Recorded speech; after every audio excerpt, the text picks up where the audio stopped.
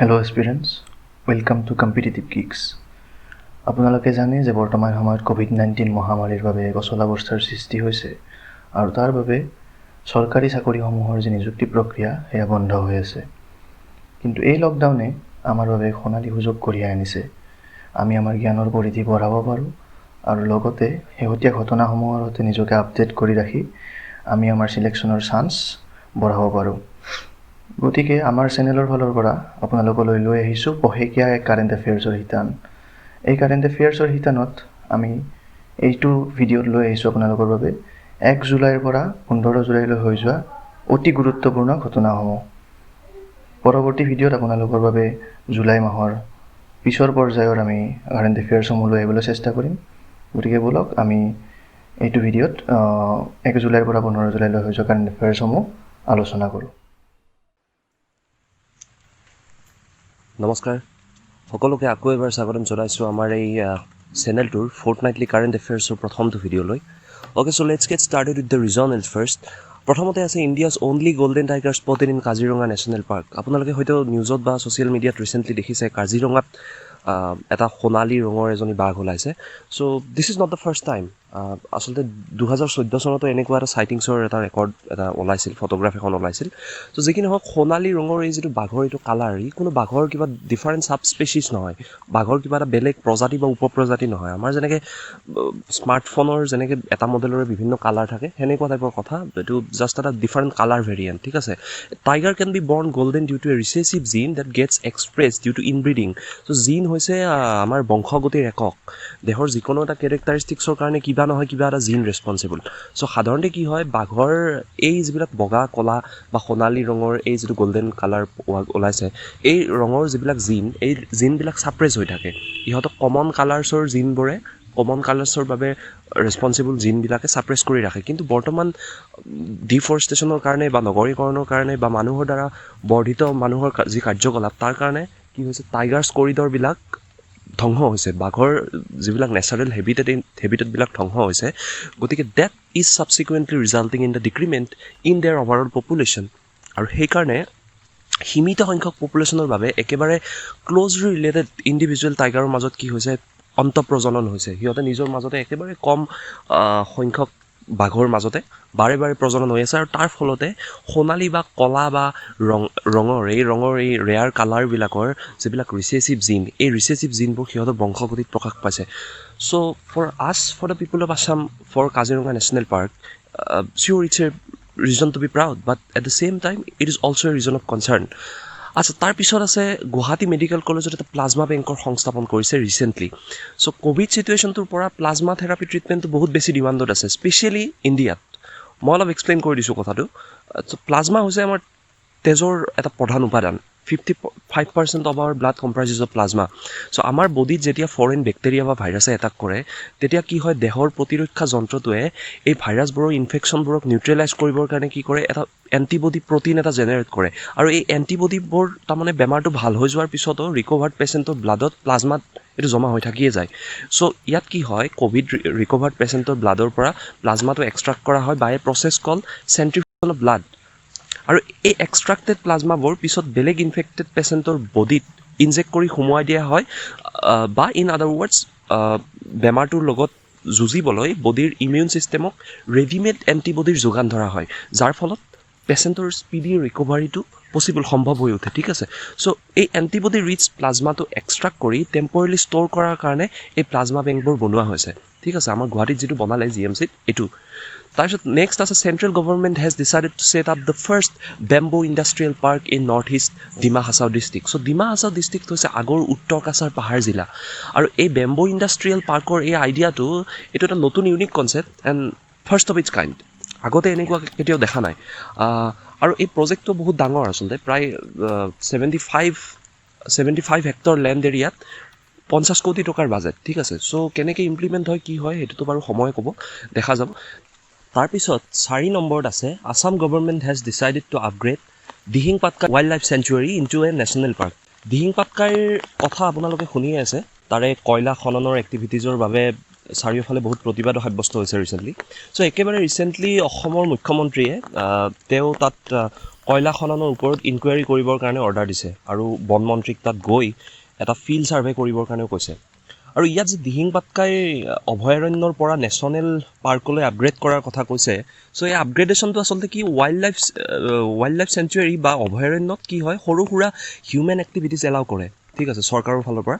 যেনে মানুহে তাত গৈ ফল মূলৰ খেতি কৰিব পাৰে বা অৰ্গেনিক ফাৰ্মিং, মৌ পালন কৰিব পাৰে, মৎস্য পালন কৰিব পাৰে। চ' এইবোৰ কাম তাত কৰিব পাৰে, কাৰণ তাত তেনেকুৱা কোনো ফিক্সড বাউণ্ডাৰী নাথাকে যে ইয়াৰ পৰা তই সোমাব নোৱাৰ আৰু।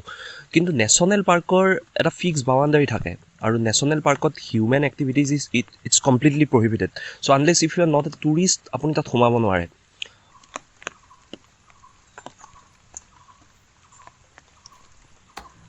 আচ্ছা, এইখিনি আছিল আমাৰ অসমৰ ৰিজনেল কাৰেণ্ট এফেয়াৰ্ছ। এতিয়া নেক্সট ছেকশ্যনটো আছে আমাৰ নেশ্যনেল ছেকশ্যনটো আছে, নেশ্যনেল কাৰেণ্ট এফেয়াৰ্ছ। আচ্ছা, তো প্ৰথমতে আছে K Venugopal reappointed as attorney general of India for another year. এখেত হৈছে ইণ্ডিয়াৰ 15th attorney general and he was appointed in 2017 by the president of India. Pranab Mukherjee আছিল সেই সময়ত। অটৰ্নি জেনেৰেল যিটো পদবী, অটৰ্নি জেনেৰেল হৈছে ইণ্ডিয়ান গভৰ্ণমেণ্টৰ এজন লিগেল এডভাইজাৰ, আইনী পৰামৰ্শদাতা বুলি যিটো কয়। চ' তেওঁ আচলতে ছুপ্ৰিম কোৰ্টত চৰকাৰী পক্ষৰ এজন মেইন লয়াৰ। গভৰ্ণমেণ্টে যদি হাউচত কিবা এখন বিল পাছ কৰায়, তেতিয়া সেই একখনৰ সংবিধানমুখী হয় নে নহয় বা হয় বুলি যুক্তি দিয়াটো, লিগেলি যুক্তি দাঙি ধৰি চৰকাৰক এক ধৰণে ডিফেণ্ড কৰাটো এওঁৰ কাম, ঠিক আছে। তাৰপিছত আছে Nagaland declared as disturbed area for another 6 months টিল ডিচেম্বৰ। চ' ইনচাৰ্জেঞ্চিৰ কাৰণে, ইনচাৰ্জেঞ্চি মানে হৈছে ৰাষ্ট্ৰদ্ৰোহ, বিদ্ৰোহৰ কাৰণে যোৱা প্ৰায় 6 দশক ধৰি নাগালেণ্ডত আস্ফা লাগু হৈ আছে। Arm forces special power acts, এখন এক্ট নহয়, এক্টছ বহুকেইখন এক্ট একেলগে arm forces special power acts বুলি কোৱা হয়। চ' এতিয়া হোম মিনিষ্ট্ৰীয়ে কি কৰিছে, ইয়াক আৰু 6 মাহ এক্সটেণ্ড কৰিলে ৰিচেণ্টলি টিল ডিচেম্বৰ। তো আস্ফা লাগু হ'লে কি হয়, ল এণ্ড অৰ্ডাৰ মেইনটেইন কৰিবৰ কাৰণে আৰ্মি অফিচিয়েলছবিলাকক বহুত বেছি পাৱাৰ দি দিয়া হয়। চ' প্ৰয়োজনত তেওঁলোকে উইদাউট এনি ৱাৰেণ্ট মানুহক য'তে ত'তে এৰেষ্ট কৰিব পাৰে, চেকিং কৰিব পাৰে, আৰু প্ৰয়োজনত even they can open fire at people যদি তেওঁলোকে ল এণ্ড অৰ্ডাৰ মেইনটেইনৰ কাৰণে যদি প্ৰয়োজন বোধ কৰে। সেইকাৰণে এইটো বহুত বেছিকৈ ক্ৰিটিচাইজো হৈছে এই একখন। আচ্ছা, এনিৱেজ তাৰপিছত আছে India's first e-Lok Adalat held in Chhattisgarh by Chhattisgarh high court. কোৰ্টত বহুদিন ধৰি পেণ্ডিং হৈ থকা আনচল্ভ কেছ কিছুমান অতি ক্ষীপ্ৰতাৰে নিষ্পত্তি কৰিবলৈ ভাৰতৰ ন্যায়িক প্ৰণালীত লোক আদালতৰ ব্যৱস্থা আছে। আৰু এইবাৰ ক'ভিড ছিটুৱেশ্যনৰ কাৰণে এই লোক আদালতখন মানে কি কৰিছে, ইলেক্ট্ৰনিক মিডিয়ামৰ জৰিয়তে হৈছে, মানে থ্ৰু ভিডিঅ' কনফাৰেঞ্চিং। এতিয়া জুম এপে ইউজ কৰিছে নে গুগল মিট ইউজ কৰিছে সেইটো আমি নাজানো, কিন্তু সেইকাৰণে ইয়াক ইলক আদালত বুলি কৈছে। আচ্ছা, তাৰপিছত আছে ৰিচেণ্ট টাইগাৰ চেঞ্চাছৰ মতে পৃথিৱীৰ শতকৰা 75% বাঘ ভাৰতবৰ্ষত আছে, আৰু এই নম্বৰটো হৈছে একজেক্টলি 2967, প্ৰায় 3000। কিন্তু তথাপিও আপুনি চাওক, ক'ত মানুহৰ 135 কৰোৰ কি আবাদী আৰু ক'ত বাঘৰ 3000, হিউজ ডিফাৰেঞ্চ।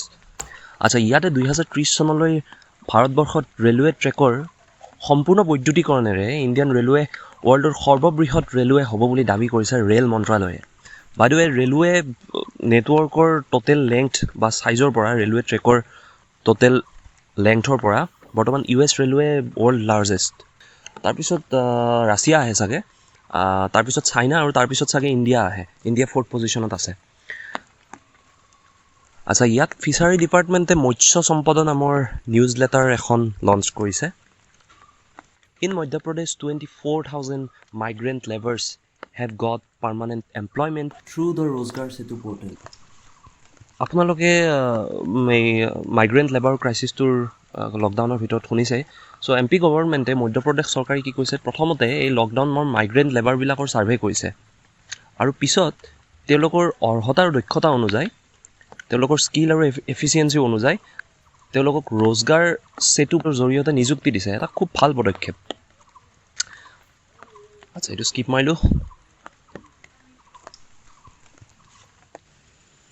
তাৰপিছত আছে ইছৰ'ই ব্ৰাজিলৰ এমাজনিয়া 1 নামৰ আৰ্থ অবজাৰভেশ্যন ছেটেলাইট এটা অহা আগষ্ট মাহত লঞ্চ কৰিব PSLV ৰকেটৰ জৰিয়তে। PSLV মানে হৈছে পলাৰ ছেটেলাইট লঞ্চ ভেহিকল। ইছৰোৰ 2 ধৰণৰ ৰকেট আছে, PSLV আৰু GSLV। GSLV মানে হৈছে জিঅ' চিনক্ৰনাছ লঞ্চ ভেহিকল। চ' এই দুটা মানে বেলেগ বেলেগ পাৱাৰফুল, দুয়োটাৰ বেলেগ বেলেগ কেপাবিলিটি আছে। কিন্তু GSLV Mark 3 যি আছে সেইটো চবতকৈ ইণ্ডিয়াৰ পাৱাৰফুল ৰকেট, আৰু ই প্ৰায় 4,000 কিলোগ্ৰামৰ পেলড পৃথিৱীৰ জিঅ' চিনক্ৰনাছ অৰ্বিটলৈ কঢ়িয়াই লৈ যাব পাৰে। আচ্ছা, এতিয়া আমি আহিছোঁ ইণ্টাৰনেশ্যনেল ছেকশ্যনটোলৈ। ইয়াতে প্ৰথমতে কৈছে জাৰ্মানীৰ কথা কৈছে। জাৰ্মানী শক্তিৰ উৎসৰ কাৰণে তেওঁলোকৰ কয়লা আৰু নিউক্লিয়াৰ পাৱাৰৰ ওপৰত যিটো ডিপেণ্ডেঞ্চি, এইটো 2031 চনলৈ কমপ্লিটলি শেষ কৰিব বিচাৰিছে। জাৰ্মানীৰ দৰে ইণ্ডাষ্ট্ৰিয়েলিষ্ট মানে কাণ্ট্ৰি এখনত, ফুলি ইণ্ডাষ্ট্ৰিয়েলিষ্ট কাণ্ট্ৰি এখনত এনাৰ্জি ডিমাণ্ডটো বহুত বেছি হয়। গতিকে মেইন এনাৰ্জি চ'ৰ্চৰ পৰা এটা ৰিনিউৱেবল এনাৰ্জি চ'ৰ্চলৈ ছুইচ কৰাটো ইমান সহজটো নহ'ব, বাট দে হেভ দেয়াৰ প্লেনিংছ। হাউচত অলৰেডি বিল পাছ হৈয়ে গৈছে, আৰু যদি ছাকচেছ হয় জাৰ্মানী ৰিনিউৱেবল চ'ৰ্চৰ ওপৰত, কমপ্লিটলি ৰিনিউৱেবল চ'ৰ্চৰ ওপৰত ডিপেণ্ডেণ্ট ৱৰ্ল্ডৰ ফাৰ্ষ্ট ইণ্ডাষ্ট্ৰিয়েলিষ্ট কাণ্ট্ৰি হ'ব। তাৰপিছত আছে UN has formally notified the UN of its decision to withdraw from the হু। চ' হু হৈছে বিশ্বসংঘৰ এটা সংস্থা, আৰু এইবাৰ যেতিয়া আমেৰিকাত কৰোণা ইনফেকশ্যনত বহুত বেছি হৈ গ'ল ইনফেকশ্যনটো, আৰু বহুত মানুহৰ মৃত্যু হ'ল, তেতিয়া প্ৰেছিডেণ্ট ডনাল্ড ট্ৰাম্পে কি কৰিলে, হুক চাইনাৰ পক্ষপাত কৰা বুলি দোষাৰোপ কৰিলে, আৰু সমগ্ৰ বিশ্বতে এই বেমাৰটোৰ ব্যৱস্থাপনা কৰাত ব্যৰ্থ হোৱা বুলি কৈ হুৰ পৰা আমেৰিকাৰ যিটো মেম্বাৰশ্বিপ এইটো উইথড্ৰ কৰিছে। চ' এতিয়া এইটোৰ পিছত হুৰ ডেফিনেটলি লছ হ'ব অভিয়াছলি, কাৰণ এজেঞ্চিটোৰ প্ৰায় 15% ফাণ্ডিংছ আমেৰিকাৰ পৰা আহিছিল। আচ্ছা, তাৰপিছত আছে মালদ্বীপ এণ্ড শ্ৰীলংকা। মালদ্বীপ আৰু শ্ৰীলংকা ছাউদাৰ্ণ এছিয়াৰ এই দেশ দুখনে মিয়েজলছ আৰু ৰুবেলা নামৰ যি দুটা বেমাৰ, এই দুটা ভাইৰেল ডিজিজ, এই ভাইৰেল ডিজিজ দুটা সম্পূৰ্ণৰূপে নিৰ্মূল কৰাত সক্ষম হৈছে। দুয়োটা ভাইৰাছৰ পৰা হোৱা বেমাৰ আচলতে, আৰু কৰোণাৰ দৰে বেমাৰ ভাইৰাছৰ পৰা হোৱা ৰেছপিৰেটৰী ডিজিজ, আৰু ভেকচিন অলৰেডি ওলাই গৈছে। তাৰপিছত আছে India has became the second largest foreign investor in UK after US। চ' US-ৰ পিছতে ভাৰত হৈছে UKত দ্বিতীয় বৃহৎ বৈদেশিক বিনিয়োগকাৰী। তাৰপিছত কৈছে ইছৰোৰ চিফ K শিৱমক ইণ্টাৰনেশ্যনেল একাডেমি অফ এষ্ট্ৰনটিক্সে এৱাৰ্ড দিছে। এইটো হৈছে এৱাৰ্ডৰ নাম। Swedish Institute of Space Physics will explore Venus for the second time on board the Indian Venus mission Shukrayan 1. So that's a good news.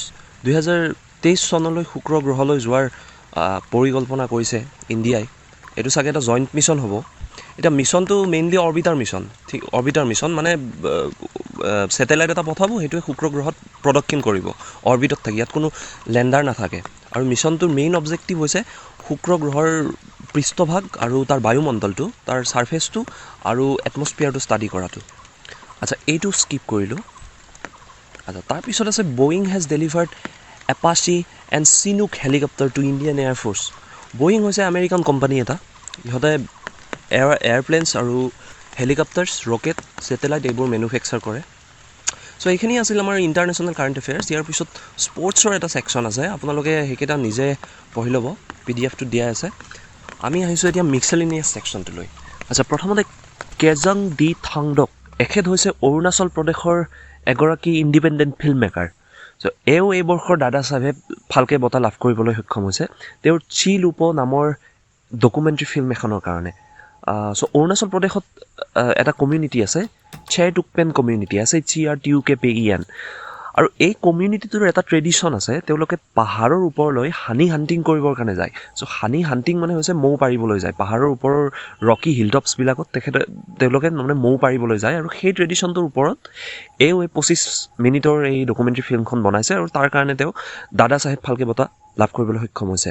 তাৰপিছত ছেকেণ্ডতে আছে দুখন ৰিচেণ্টলি ৰিলিজ কিতাপ। ফাৰ্ষ্টখন হৈছে overdraft saving the Indian saver by Urjit Patel, former RBI governor, আৰু এই কিতাপখনত বেংকৰ নন পাৰফৰ্মিং এছেটৰ ওপৰত আলোচনা কৰা হৈছে।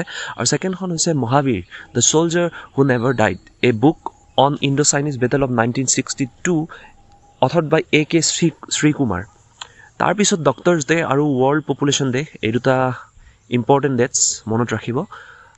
আৰু শেষত এটা কুৱেশ্যন আছে আপোনালোকৰ কাৰণে, আপোনালোকে এনচাৰটো কমেণ্ট ছেকশ্যনত লিখি পষ্ট কৰিব। এইটো হৈছে কুৱেশ্যন। চ' আজিলৈ ইমানে আপোনালোকে যদি ষ্টেট লেভেলৰ এক্সামৰ কাৰণে প্ৰিপাৰেশ্যন চলাইছে আমাৰ এই ভিডিঅ'বোৰ হেল্পফুল হ'ব বুলি আমি আশা কৰিছোঁ ডেটছ অল ফৰ টুডে আপোনালোকে চেনেলটো ছাবস্ক্ৰাইব কৰিব নেক্সট ভিডিঅ'ত আমি পুনৰ লগ পাম ধন্যবাদ